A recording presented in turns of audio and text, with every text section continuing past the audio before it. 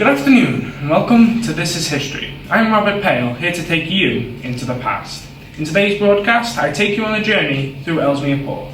First up, the Greyhound and Speedway racetrack. Over to you, Mary. Thank you, Rob. I'm here today at the racetrack where many events took place. It originally opened in 1968 with Joe Mercer, the former Man City manager. I'm here today joined by Jack Appley, racetrack enthusiast and family member of the former owner. Tell us a bit about Greyhound and Speedway racing. Well, Speedway racing is when both cars and motorbikes go around the track, and Greyhound racing is the same but with greyhounds. It also held football games for teams like Manchester United under-21s. When did Speedway racing first start? Speedway racing first started in 1972 and 1982, and then began again in 1985. Tell us a bit about Greyhound racing. Well, Greyhound racing first started in 29th of February 1988, and the first race was won by Go Bengo. Tell us a bit about what Speedway and Greyhound racing is. Well, Speedway is when both cars and motorbikes go around the track, and Greyhound racing is the same but with greyhounds. It also held football games like Manchester United under-21. When did Greyhound racing first start? Greyhound racing first started on the 29th of February 1988, and the first race was won by Go Bengo. When did Speedway racing first start? Speedway racing started between 1972 and 1982, and then began again in 1985.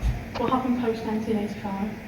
The track closed in June 2014, and in 2016, plans for 141 homes on the site began. Interesting. Thanks for your input. Back to the studio. Thank you, Mary. Next up, we visit Susan, talking about our beloved boat museum. Take it away, Susan. Thanks, Bob. Today I'm here at the Boat Museum to talk about its intriguing past. The docks were in use until the late 1950s. They were used to transport goods to Liverpool and the UK.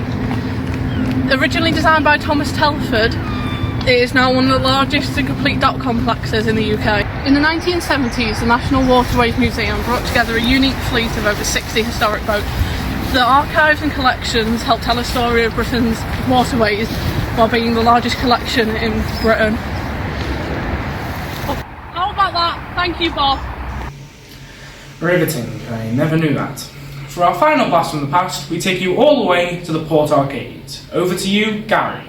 Thank you, Robbie. Today I'm joined with long-term resident Edna Smith, who witnessed the construction of the Port Arcade.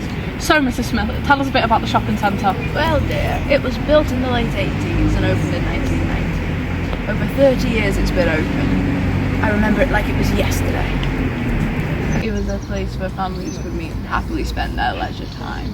I could get my bread while my laundry was being done. As the years passed, more construction took place, like the new office building that we have here now. Thank you, Edna, for your gripping story. Back to you, Robbie. Thank you, Gary. Now that's what I call history.